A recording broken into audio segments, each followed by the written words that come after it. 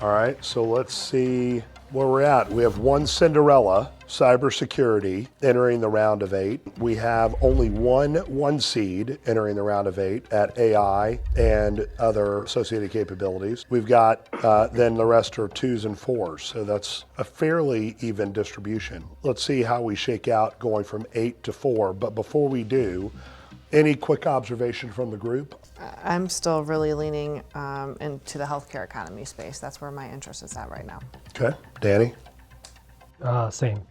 I think it's an interesting focus. I feel like before kind of really focused more broadly, and now it's like what's going to make the news in 2023 and trying to figure out what's going to be, because all of this is going to be in the news. The question is who's going to be yelling the loudest, and I think it's a fascinating way to look at it. That's a great way to put it. Who's going to be yelling the loudest?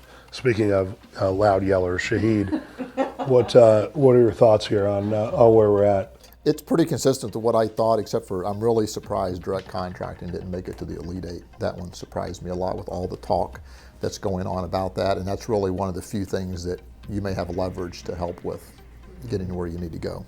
David, any observations from when we started to where we are right now? Yeah, it's just interesting. Of the 8 that we have left, there's only a couple of them that are attractive drivers of healthcare across most of the ecosystem, both provider, purchaser, consumer. Others fall into one camp, and so it'll be interesting to see if this group elevates, for example, a pain point for the providers, which could, something like labor, over pain point for a broader group of stakeholders like affordability. Labor and workforce is black. Cost cutting is red.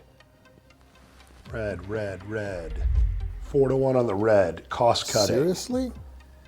What is wrong with you all? So cost cutting is completely different than labor and workforce. I mean, if you ask any healthcare entity right now, startup, PE, health system, whatever, their number one concern right now is labor and workforce shortages.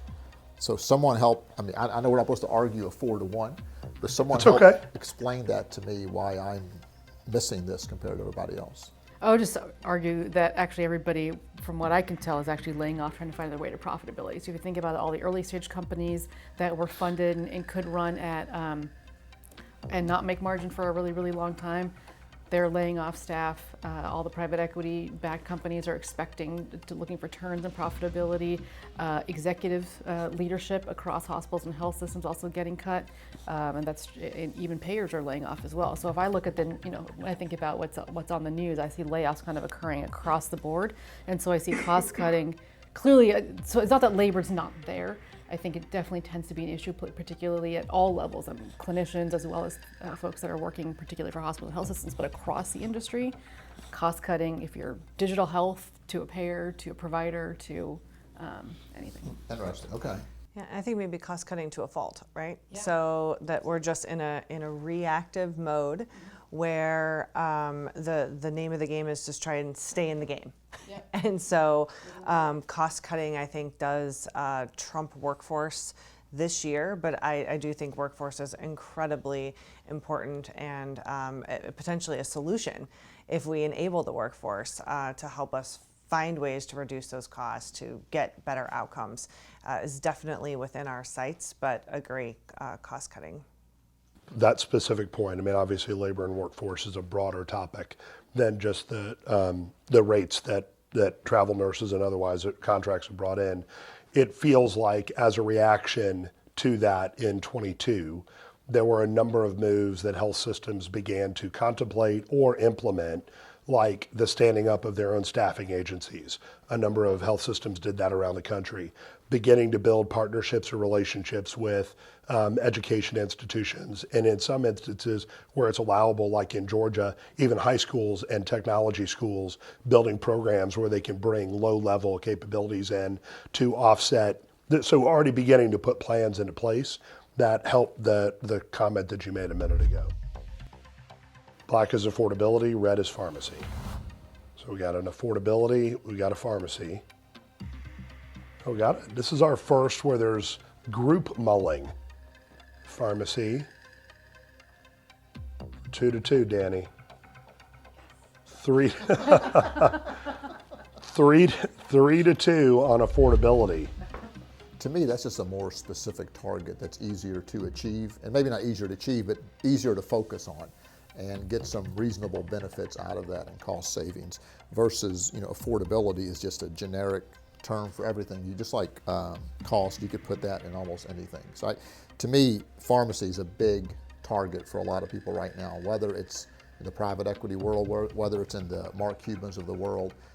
It just has more meat to it and something more objective that I can see. As well said, I think you can, it is easier to pile on and be a hater. Let's put it that way on pharmacy. It's easier to pile on and be a hater. Okay, all right.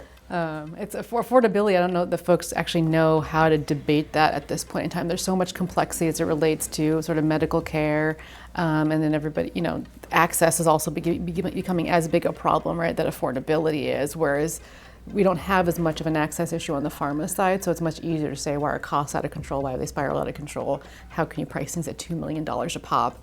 And so it seems to have easier to have that common enemy, both from the government standpoint and from the folks who are paying for healthcare. But isn't what's great about cost cutting and affordability kind of being two of the final four is that, to me, it signals that we're not going to be able to go after one thing to fix what's wrong here in healthcare, and that maybe we're moving towards a place where we have the day of reckoning, where we could say it's all got to change. It's not affordable. We've got to cut the costs, et cetera. And that would, hopefully be the beginning of a full scale, reset here. I think she just articulated the actual summary of this entire tournament. I think you're going to have two Final Four members here that speak to the fact that although we've been saying for 30 years healthcare and the economics around healthcare in the United States are not sustainable, I think we've probably arrived. And to me, drug is a very specific target, but it, at the end of the day, is an affordability issue. And there are many other affordability issues that will have to be addressed. I think one of the reasons Medicare Advantage has grown the way it has is from a Medicare senior perspective, from a benefit standpoint, it's very affordable. $0 premium plans, very low or no copay plans, rich benefits. We talked about consumerism. We talked about discretionary spending. There are so many themes we hit on today that go back to affordability. There is no silver bullet. And pharmacy will have to be tackled as one of the levers to get to affordability, but it won't be the only one. What's different about this year for primary care transformation that hasn't been the same in prior years? I think, and I'll go back to 10 years ago when value-based care and pop health was a bad word, right? Operators didn't want to hear it. They didn't want to hear about readmissions because we got paid for them.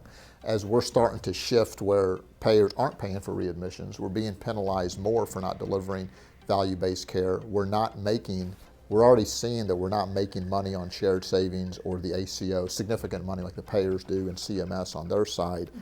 That's why I think health systems now are finally saying, either we're going to do it, we're going to go full risk, full bore, or we're not going to keep investing in it and just getting pennies for everything that we do. So to do that, we have to get our primary care docs on board. And I'm hearing a lot from primary care doctors, we want to see transformation in this area. We don't want to continue to be paid on value-based or fee-for-service and productivity only.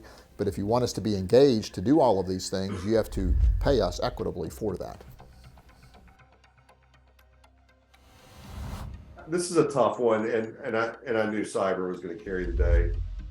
If you were to just Google, look at stories written in the last 30 days around AI and healthcare, and versus the ones written around cyber and healthcare, I mean, there is a lot of interest in how AI is arriving on the scene this year in a big, big way. I just believe it's going to become an enormous story. Whether it has a real impact or signals a future change, I don't know, but cyber's been a story for a long time. I don't know that it's materially different this year, but I get it. Yeah, I think the point you made earlier is the important nuance around AI. So we have a Final Four.